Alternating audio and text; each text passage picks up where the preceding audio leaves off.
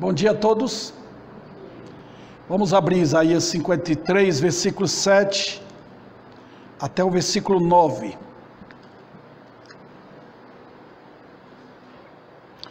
Ele foi oprimido e humilhado, mas não abriu a boca. Como cordeiro foi levado ao matadouro, e como ovelha muda perante os seus tosquiadores, ele não abriu a boca. Do juízo opressor, por juízo o opressor foi arrebatado, e de sua linhagem, quem dela cogitou? Porquanto foi cortado da terra dos viventes, por causa da transgressão do meu povo, foi ele ferido. Designaram-lhe a sepultura com os perversos, mas com o rico esteve na sua morte, posto que nunca fez injustiça, nem dolo algum se achou em sua boca.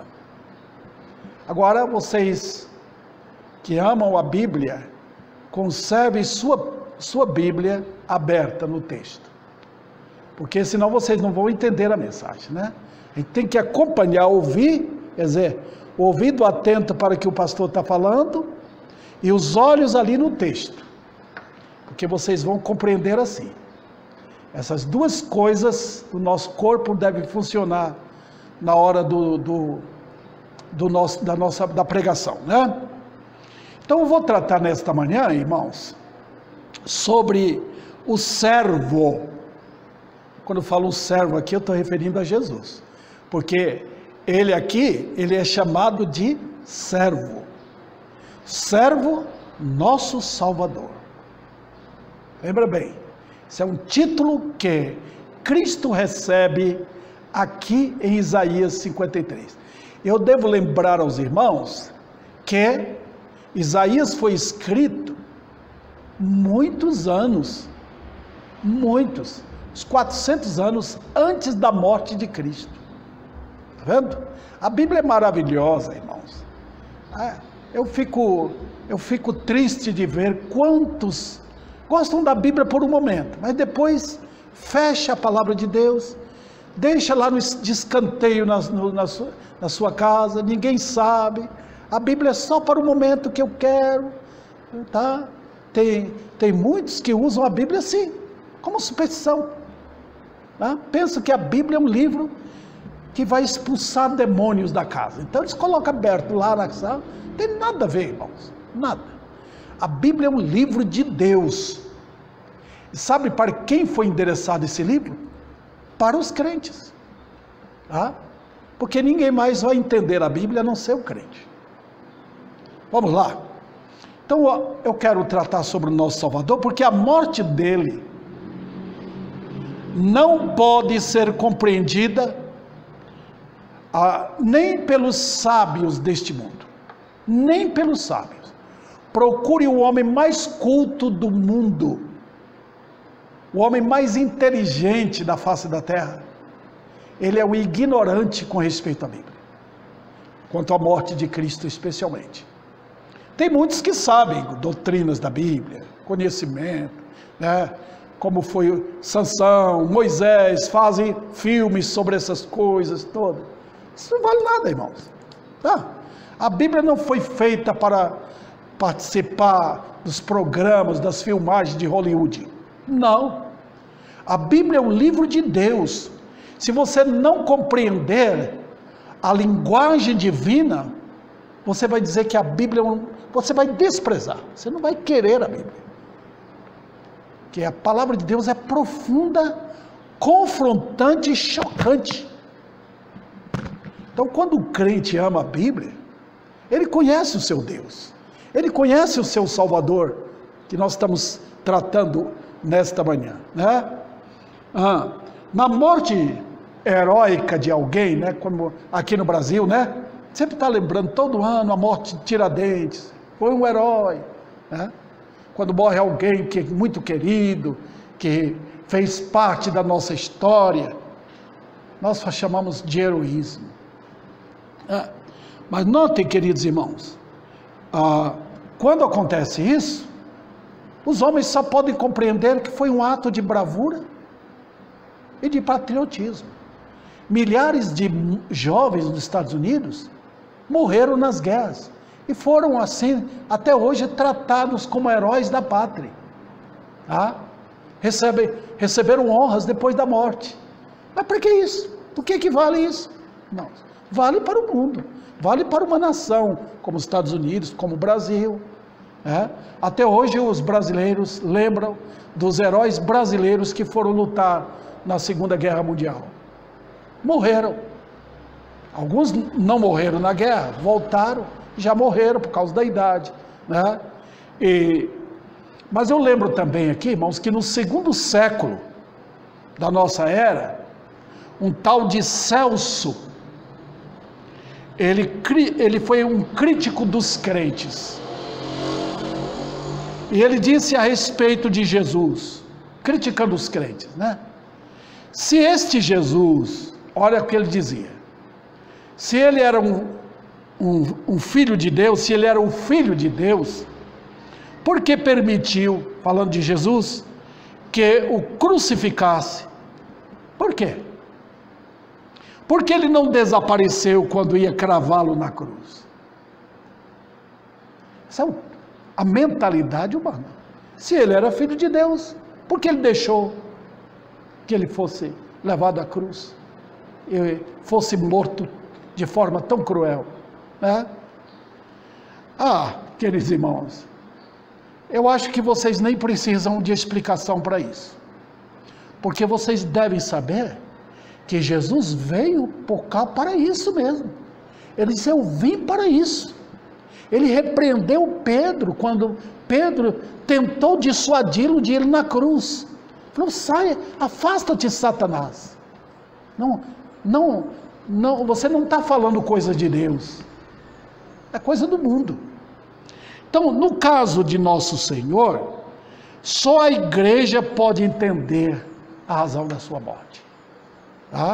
Senão, você vai falar para o vizinho seu que Cristo morreu, sabe o que eles vão responder? Tadinho, Jesus era um pobre coitado, Eles sempre falam assim. O mundo é desse jeito, queridos irmãos. Não, eles não entendem. Então eu tenho aqui, antes de entrar na mensagem, propriamente dita, eu tenho 5 coisas para falar sobre isso. Primeiro, que a morte de Cristo segue o plano projetado na eternidade. Veja, vocês cantaram aquele hino, amavas-me, Senhor, lembra? Talvez vocês cantaram só por cantar, mas não perceberam, especialmente a segunda estrofe. É bem instrutivo aquele hino. A morte de Cristo segue o plano projetado na eternidade. Desde o seu nascimento até a cruz, vocês vão entender. Vai chegar o Natal aí, de novo, nós vamos ter aquelas atividades diabólicas no mundo, falando de Papai Noel, de presente. Tudo Satanás faz para entreter as pessoas e elas não ocuparem com a realidade do nascimento de Cristo, nem tampouco da sua morte. Nós entendemos isso, irmãos. Tem 4 livros na Bíblia que tratam disso: Mateus, Marcos, Lucas e João. Esses 4 livros terminam com essa história. A gente não é um romance, e viveu para sempre, como nós gostamos, Não é aquela novelinha que o povo gosta, um final bonito, feliz, ou aquele filme. Não. É uma história de o Senhor caminhando em direção à cruz.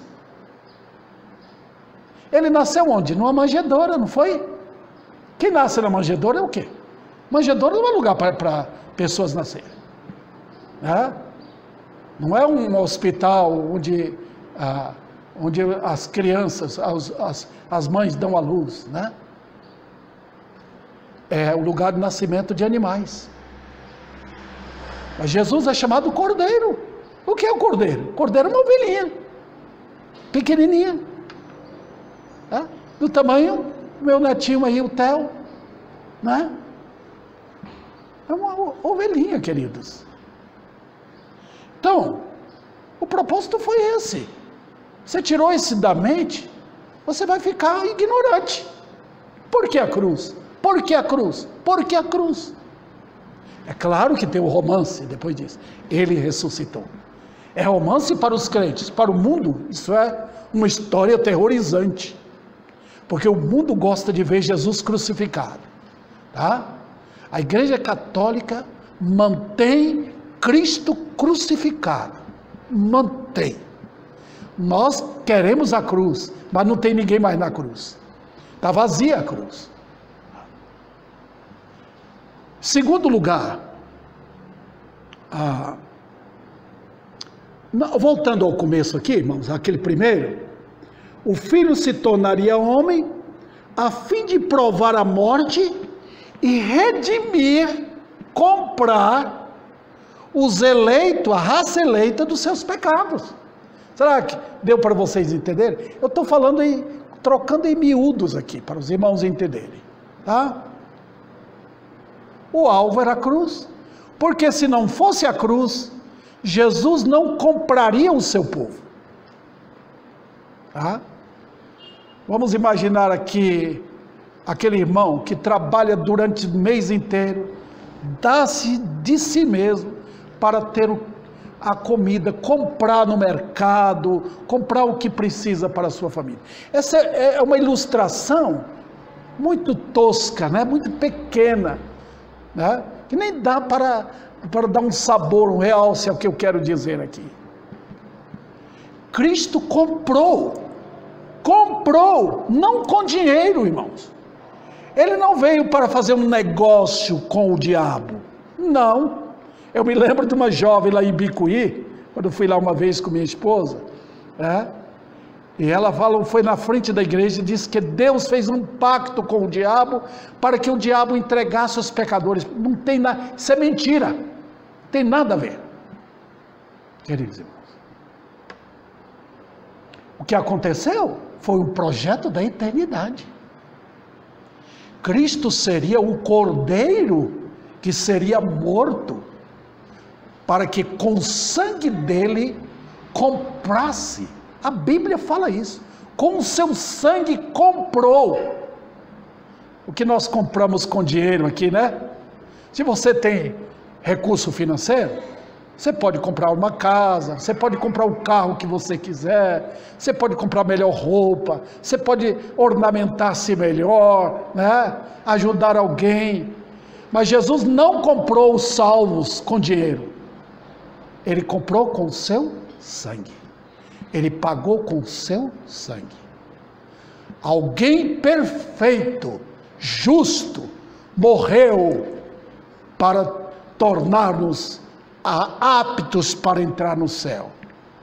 Agora vamos para a segunda parte aqui da nossa introdução. É perceptível que tudo segue como é planejado, desde o seu nascimento. Às vezes eu me perco aqui na organização da mensagem, mas é importante que a gente sempre atue assim, seguindo o que nós queremos dizer aqui, né? Vocês percebem? Eu coloquei um pouco de sal no assunto aí, para dar sabor para os irmãos. Desde o nascimento dele, ele veio, se tornou homem da maneira certa. Nasceu numa família pobre, foi cuidado por uma família pobre, mas ele era filho de Deus. A Bíblia diz que ele era rico e se tornou pobre, para nos tornar ricos. Interessante. E foi até a cruz. Caminhou, irmãos. Tá? Já viu como eles fazem naqueles matadouros, né? Eles põem o gado, a vaca, o boi, naquele corredor que vai para o matadouro. Quando Jesus nasceu, ele tomou o corredor para o matadouro. Tá? Ele caminhou para a cruz. Tá? Então, se você quer conhecer Cristo, conheça o caminho que ele trilhou. E ele chama a gente para, siga-me. Hoje à noite até vou pregar sobre isso. Siga-me, vinde, conheça. Então hoje, queridos irmãos, milhares de crentes não sabem disso. Pensam que o caminho para o céu é um caminho maravilhoso, lindo, cheio de flores. Não. Nós estamos seguindo o Cordeiro, o rumo que ele tomou, e como foi que ele abriu um caminho para o céu, para nós. Então, eu vejo a história da cruz hoje, o Monte do Calvário, que os pregadores hoje abriram um túnel debaixo ali no Monte do Calvário. Então, você vê a cruz lá em cima, e um buraco embaixo no monte para o povo passar. Quer dizer, fizeram um caminho mais agradável, não tem a subida para a cruz, não tem pecadores subindo. É por isso que brincam hoje, brincam com o Evangelho, porque não tem cruz mais, não tem a glória do Cordeiro, eu chegando lá com meus pecados, confessando a Jesus Cristo como meu Salvador, e para que meu fardo seja tirado, não tem mais. Então, se eu aprendo umas doutrinas hoje, está tudo bem. Se eu sei da história da eleição, está tudo bem. Não está. Eu tenho que saber quem era Davi Sena. Como eu fui um miserável pecador ofendendo a Deus. Então, quando nega a cruz, nega o arrependimento também. Nega. Então, todo o meu esforço aqui na igreja, todo o meu esforço na palavra, é para levar essa história que foi pregada sempre.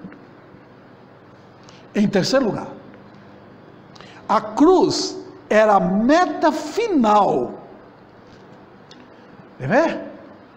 Todo mundo acharia Jesus maravilhoso se ele, por exemplo, fosse morto recebendo uma facada, fosse morto através de uma doença, ele ficasse com uma doença muito grave, e aí não tinha mais jeito, morrer. Todo mundo gostaria de Jesus, de um Jesus assim, que tivesse o final como nós temos, né? Um dia nós vamos chegar ao final, eu não sei que tipo de morte eu terei, né?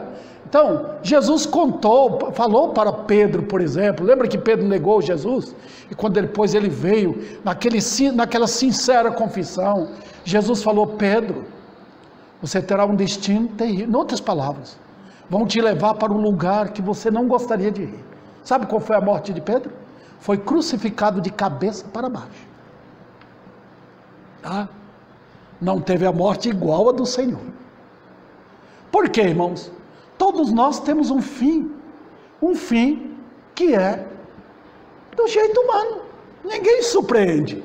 Se eu morrer amanhã, todo mundo, pastor Davi, aí, você sabe como faz. Ele foi uma bênção, agora é elogio, né? Para todo lado. Na hora da morte que a gente é elogiado, né? Então, eu lembro como ele foi uma bênção na minha vida e tal, e tal, e tal. Essa é a nossa história, queridos. Mas a história do Cordeiro, não. Ele tomou o rumo da cruz, ficou firme, foi naquela direção, não recuou nem um pouquinho, nem um pouco. Aí queriam desvencilhá-lo, né? Chegou Pedro, chegaram os parentes deles, as pessoas, né? Criticando, zombando, e ele manteve firme. Uma atitude de firme obediência ao Pai. Ele não escolheu um caminho mais fácil. Ele foi onde ninguém poderia ir. Mas você fala: pastor, e aquele ladrão que foi na cruz também? Mas não foi igual? Ele foi na cruz como culpado. Cristo foi na cruz como inculpado. O ladrão morreu na cruz como um injusto. Cristo morreu na cruz como justo, morrendo no lugar dos injustos. E o ladrão viu isso e se converteu ali. Os irmãos estão percebendo agora? Quem merecia aquela cruz, como merecedor mesmo, era Barrabás. Por que não levaram? Mas eu também merecia. Eu lembro de uma poesia feita por Joia Júnior, um crente. Ele já está no céu com Cristo. Ele diz: aquela cruz não era dele, era minha. Eu que sou culpado. Eu que deveria morrer, não ele, mas ele ocupou o meu lugar.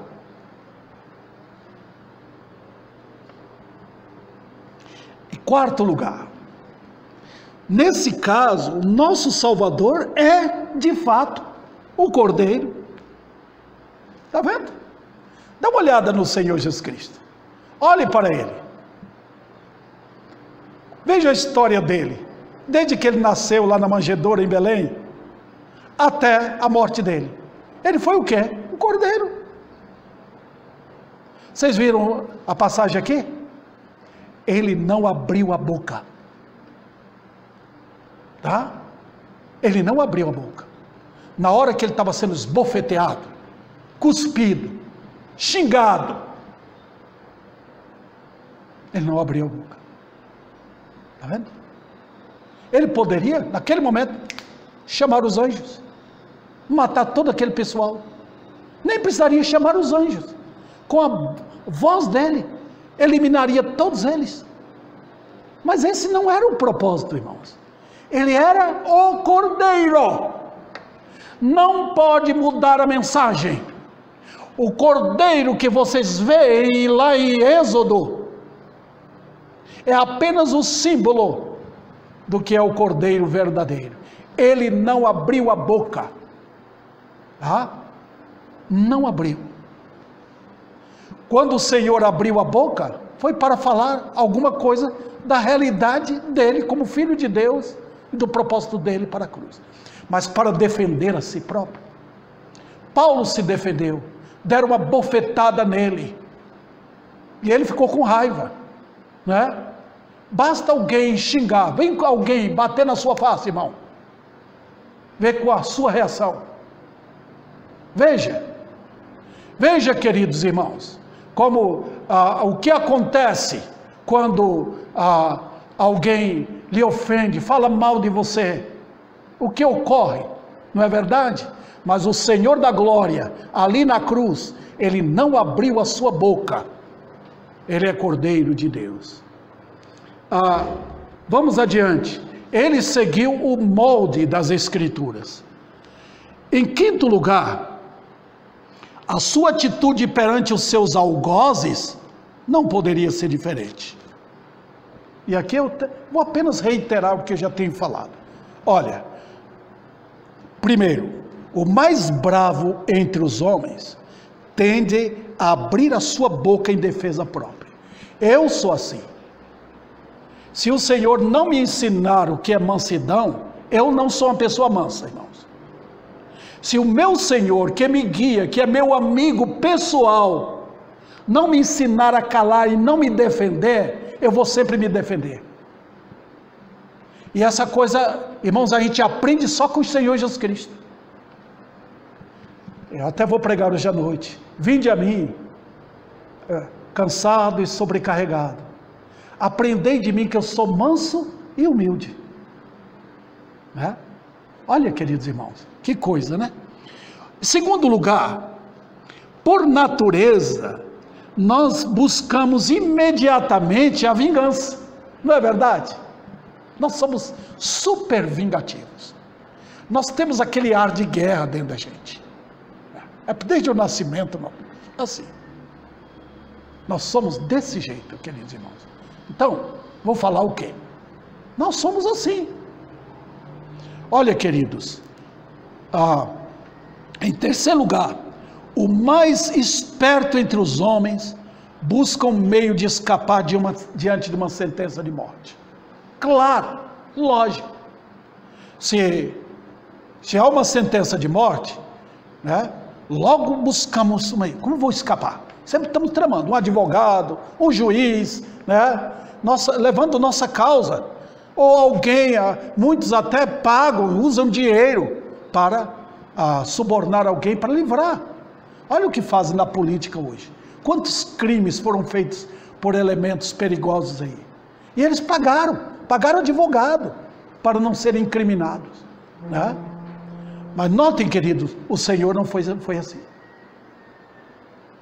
Inclusive, ele diz, meu pai pode me socorrer. Mas ele nem buscou isto, Porque na hora da cruz, o Pai se opôs. Ele não teve ninguém por ele, nem um discípulo, nem a mão do Pai para socorrê-lo. Ele não teve ninguém. Foi como uma invasão de leões, rosnando, uivando, os hienas, todos em volta dele como touros bravos. Ele não teve ninguém. Foi por isso que ele gritou: Deus meu, por que me desamparaste? Você entendeu isso?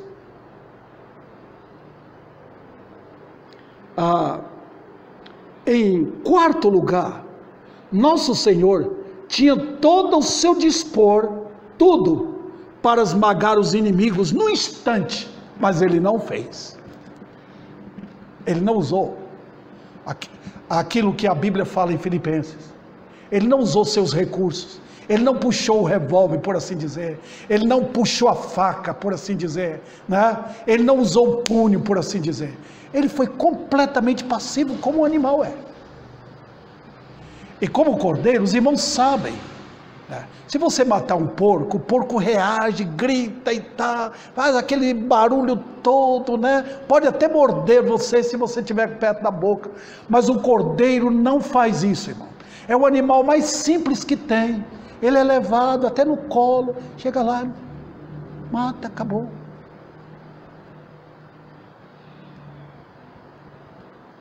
Deus fez questão na Bíblia que isso fosse mantido. Em quinto lugar, qualquer pessoa teria direito de buscar sua defesa, ou mesmo obter socorro de parentes e amigos. Já falei sobre isso. E por fim aqui, ainda estou na introdução, nosso Senhor estava sozinho, como acontece com um animal a ser abatido. Não tem ninguém. Agora, vamos à mensagem? Talvez nem precisasse tanto da mensagem em si, desses dois pontos, porque a introdução foi tão clara para os irmãos. Primeiro, nós temos aqui um Salvador em amor perfeito. O amor perfeito. Ele veio por quê? Crentes, pensem nisso. Por que ele se entregou desse jeito? Ele veio porque me amou. Para pensar. Você fala que na vida eu não tenho ninguém por mim. Eu não tenho meu pai, não tenho minha mãe, não tenho amigo nenhum. Jesus ficou sozinho num deserto abrasador, sem ninguém por ele. Ele esqueceu dele, por assim dizer. Ele lançou fora todos os armamentos, toda a prerrogativa dele como Deus. Calou. Por quê? Porque ele me amou. Ele pensou: como eu poderei mostrar meu amor a Jessé, a Davi, a você? Ele fez vindo na cruz, sozinho. Você entende isso? Há um hino que diz: por que me amou assim? Por que me amou assim? E ele termina no coro dizendo: por que me, agora respondendo, por que me amou? Então, querido irmão, lembre aquilo que diz Isaías 53: com amor eterno eu te amei. Com amor eterno. O amor dos homens acaba aqui, não é? Acaba. Mesmo um homem que ame muito a sua esposa, quando ele morre, acabou. Não tem mais. Cristo morreu? Morreu. Mas o amor não morre. Ele ressuscitou. Então, mesmo que ele diz em Isaías, ele diz para nós agora. Um amor que negou a voltar atrás. Já viu? Pedro foi perto. Pedro foi. Quando viu aquele alvoroço todo, Jesus sendo preso, levado, maltratado, ele ficou com medo, ele procurou um lugar de segurança, né? Ele procurou um lugar de repouso, ficou com medo dos inimigos.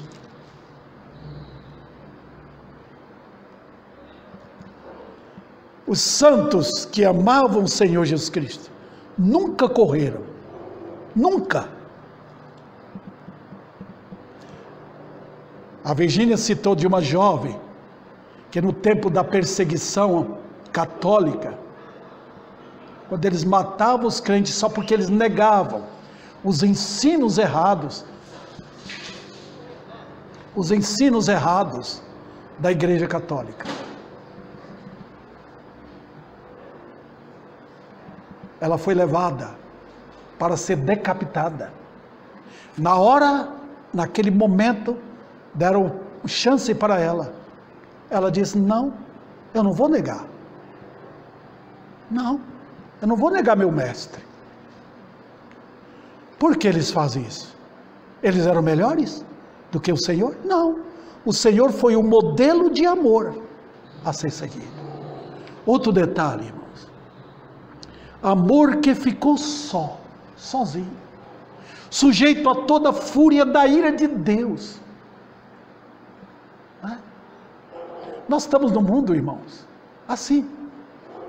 Aquela pessoa que está ali fora, ela nem imagina o que é o perigo de estar debaixo da ira de Deus.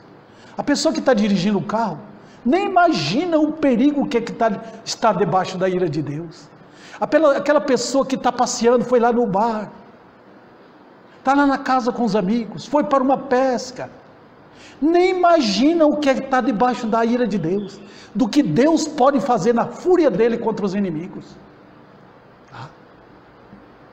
Essa semana a notícia daquela cantora, ela não esperava, ela tomou um voo e não esperava que ia morrer naquele voo dela. Olha, o homem não sabe o que pode acontecer neste mundo, mas Cristo foi e ocupou a zona de perigo. Ele entrou exatamente no lugar onde a fúria de Deus ia cair para arremessar-se contra o pecado. E naquele momento, aquele que não conheceu o pecado foi o alvo da fúria de Deus.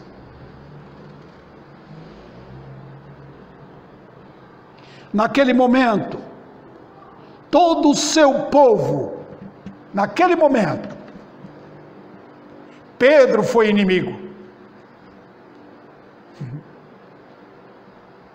Eu estava lá. Mas você fala: pastor, o senhor ia nascer 2000 anos depois. Não importa. Se eu tivesse nascido lá, eu teria aberto a boca para dizer: crucificam.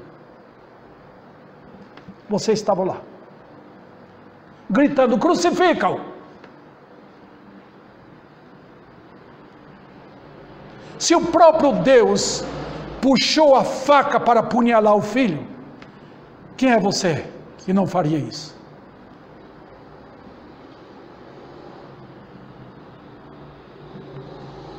Até os anjos, irmãos, os anjos não gritaram para crucificar. Os anjos caídos sim, os demônios sim, mas os anjos que são ordenados à defesa como exército, recuaram, foram ordenados a ficar fora, espantados. Amor que triunfou, mesmo que toda circunstância parecia negar tal fato, o amor é vencedor. O amor que segue firme é vencedor. Cristo foi assim. Quando tudo estava dizendo não, não, não. Quando o mundo, as hostes do diabo, os poderes das trevas, todo Estava dizendo, acabemos com ele e vamos acabar de uma vez. Quando Jerusalém toda estava dizendo, agora ele é um defunto. É como se estivesse pegando o inimigo mais terrível e matando-o. Acabou. Trouxe paz para nós. Jerusalém pode dormir tranquila. Todo mundo agora. Já tiramos esse elemento da face da terra. O amor é triunfante. Ele amou com amor eterno. Tá? Amor eterno não apaga. O amor humano apaga, mas amor eterno não. É uma chama que ninguém pode apagar. Nós vimos isso em Cantares, já preguei para vocês. E agora? Ele ressuscitou. E depois do Pentecoste, quando os discípulos abriram a boca, começaram a pregar, almas se convertendo, o mundo estava vendo, ele está vivo, ele está vivo, o que aconteceu? Vai lá, olha o sepulcro dele, não tem nada lá, não tem um osso sequer, ele está vivo.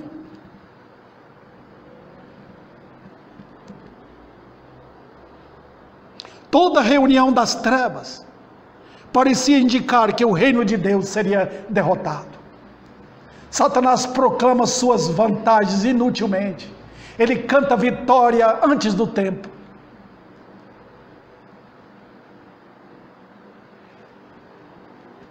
E o grito de euforia dos inimigos seria logo silenciado. Por quê? A razão é: não existe vitória contra o amor eterno. Não existe. Cristo amou a igreja. Cristo amou cada eleito. Cada. Essa é a vitória. Não é triunfante? Eu tenho o último ponto aqui para tratar. O Salvador e a justiça eterna. Vamos lá? Voltemos ao texto, Isaías, versículo 9, versículo 8 e 9. Por juízo opressor foi arrebatado, e de sua linhagem quem dela cogitou? Porquanto foi cortado da terra dos viventes, por causa da transgressão do meu povo foi ele ferido. Designaram-lhe a sepultura com os perversos, mas com o rico esteve na sua morte, pois posto que nunca fez injustiça, nem dolo algum se achou em sua boca. Qual a lição que temos agora, para finalizar? A gente nunca termina uma mensagem, né? Ela é grandiosa, a Bíblia é maravilhosa, irmãos. Primeiro, o castigo caiu como toneladas esmagadoras sobre o cordeiro. Os irmãos sabem o que é cair tonelada? Imagina alguém num prédio que dá um terremoto e aquele prédio cai todo sobre aquelas vigas pesadíssimas, toneladas sobre os moradores dali. Ninguém escapa, irmãos. Eu me lembro na década de 70,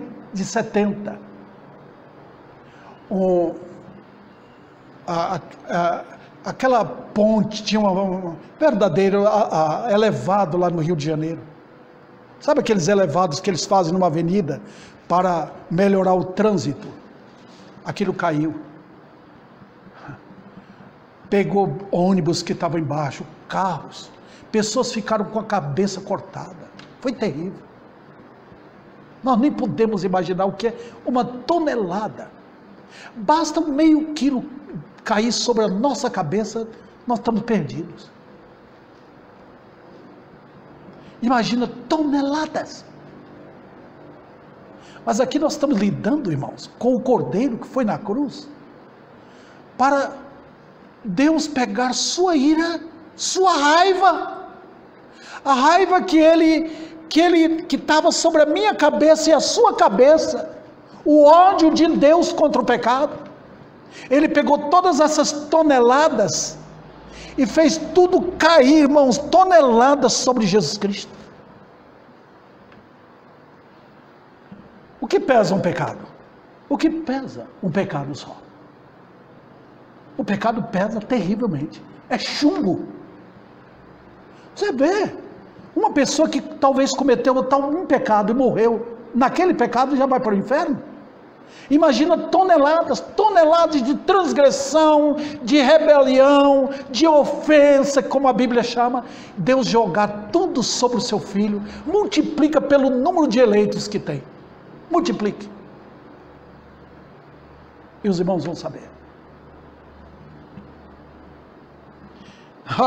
Queridos, agora vocês vão ver qual é a história. Veja bem, os inimigos estavam fazendo o quê? Ao bater nele, ao cuspir nele, ao chicoteá-lo, ao cravar a lança aqui do lado, ao encravar a coroa na cabeça dele, o que eles estavam fazendo? A resposta é simples. Olha Atos. Eles estavam fazendo exatamente aquilo que Deus queria, que tinha planejado na eternidade. Vamos abrir Atos? Vamos para o capítulo 2, na pregação de Pedro. Atos capítulo 2.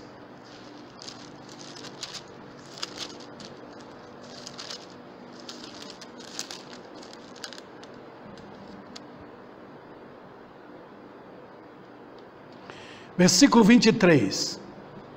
Este Jesus, sendo entregue pelo determinado desígnio e presciência de Deus. Entregue. Foi Deus que entregou. Vós o mataste, crucificando por mãos de iníquos. Está vendo?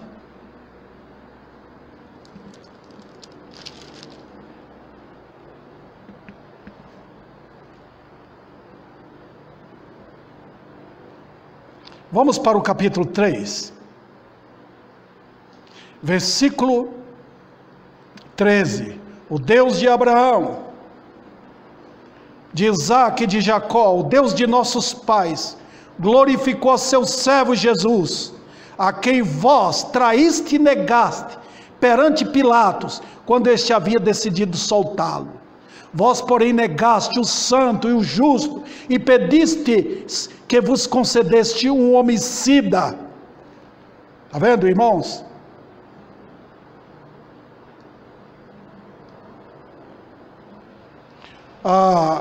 Queridos irmãos, como é que podemos explicar isto? Como podemos explicar? Se isso não encher meu coração de alegria, se eu não ficar constrangido perante um fato desse, como é que eu sou crente? Se não mexe com minhas afeições, com meus sentimentos, com minhas determinações, como é que eu sou crente, irmãos? Se eu não sou tomado por essas verdades eternas, como é que eu posso andar? Como é que eu posso viver, irmãos, negando a mim mesmo? Nós vivemos constantemente com dó de nós. Isso tem que acabar. Jesus negou ele mesmo. Ele diz: quem quer vir após mim, negue-se. Esse é o caminho nosso. O autor da vida se entregou voluntariamente. Tá? Quer ver quando pega um ladrão, um assassino, ele está se escondendo. Chega lá, a polícia investiga, pega onde ele estiver. Jesus não, ele se entregou. Chegou a hora certa, está aqui. Voluntariamente. Do que resultou tudo isso, irmãos? O que resultou tudo isso? Para quê? Para quê? Todo esse labor, todo esse sacrifício. Tem resposta? Vamos voltar ao texto? Vamos para Isaías 53. Volte lá. Não perca o texto, irmãos.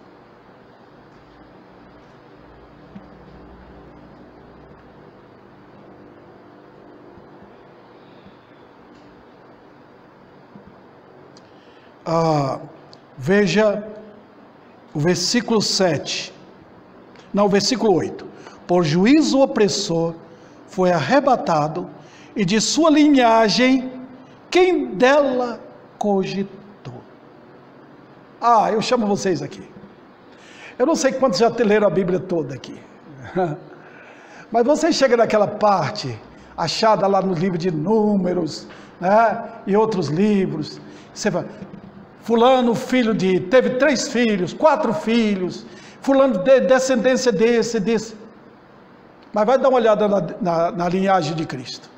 Se você ouve de falar de Moisés, Moisés teve 2 filhos, pelo menos citados na Bíblia. Arão também, tá? Conta os filhos de Caleb, de Josué, de Davi, de Abraão, a descendência. Mas e de Jesus? Se fosse escrita a minha história antes da minha morte, Davi, filho de Dona Rosa e seu Raimundo. Quantos filhos Davi teve? 3. Depois vem os netos, né? Não é assim, irmãos? Mas conta a história de Jesus. Teve linhagem? Teve descendência? Não. É uma história apagada. Que nós queremos saber quem são os filhos dele. Ele teve neto? Da sua linhagem, quem dela cogitou? Está vendo? Espera um pouquinho, irmãos. Ele não tem nenhum discípulo, irmão, pai e mãe?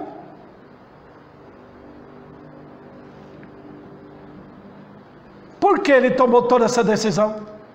Por quê? A resposta, veja o versículo 8. Olhe bem aí, irmãos.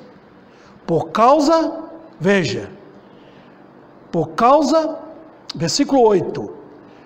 Por causa da transgressão do meu povo, foi ele ferido. Veja. Sabe por que ele foi à cruz? Olhe para você. Olhe agora. Você diz que é crente? Você diz? Se ele foi à cruz por minha causa, ele foi à cruz por causa de Davi. Se eu fosse o único eleito, ele teria ido à cruz por minha causa. E sofrido do mesmo jeito por minha causa. Mas ele foi na cruz por causa de milhões e milhões e milhões de eleitos. É porque você está numa igreja pequena, irmãos. Se você fosse num outro lugar, você acharia uma igreja lotada, né? Mas deixa o dia da sua morte, querido irmão. Quando você abrir os olhos, tirei o óculos aqui para representar meus olhos, que você chegar lá no céu, e que você vê tantos e tantos e tantos remidos, você vai entender. Lá no céu eles estão cantando louvores ao Senhor. Ele foi porque me amou. Eu fui um transgressor. Eu não nasci para louvar, como diz as músicas hoje. Eu nasci para afrontar meu Senhor, para viver em mentiras contra Ele. Eu nasci para isso. Se não fosse interferência da sua misericórdia, eu seria um verme destinado ao inferno.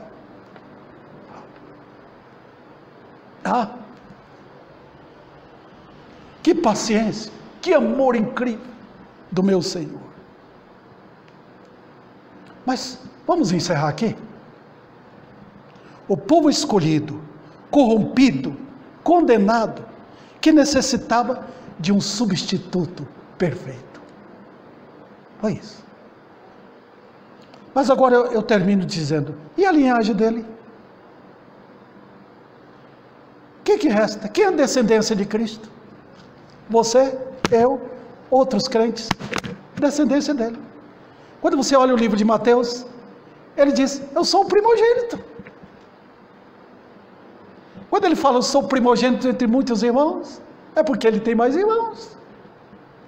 Quando você abre lá em Hebreus, Ele diz o quê?